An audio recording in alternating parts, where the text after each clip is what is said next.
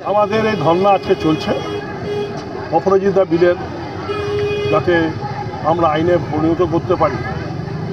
এই বিল দীর্ঘদিন ধরে আটকে রাখা হয়েছে, রাজ্যপালের কাছে ছিল, সেখান থেকে রাজ্যপাল নিজে পাস না করে রাষ্ট্রপতির কাছে পাঠিয়ে দিয়েছেন।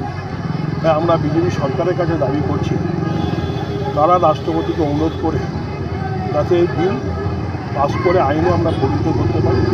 সেই দাবিতে দুদিন ধরে সারা বাংলায় আমাদের আন্দোলন চলছে। কালকে মায়েরা বোনেরা মিছিল করেছে। আমার যেমন বোলপুর বিধানসভা বোলপুর ব্লকের 3টে অঞ্চলে তারা মিছিল করেছে এবং আজকে 3টে অঞ্চলের মায়েরা বোনেরা এসছেন, শ্রীনিকেতন মোড়ে ধর্ণা দিচ্ছেন।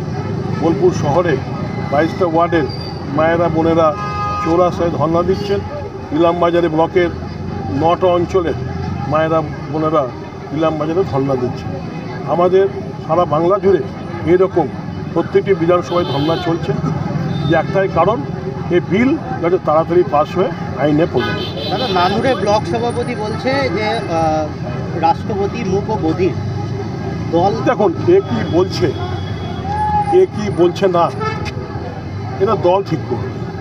কার কী বলা উচিত কার কী বলা উচিত নয় তার দায়িত্ব আমাদের ওপর নেই, বা আমাদের মনে করি বীরভূম জেলা কোর কমিটির ওপরে নেই।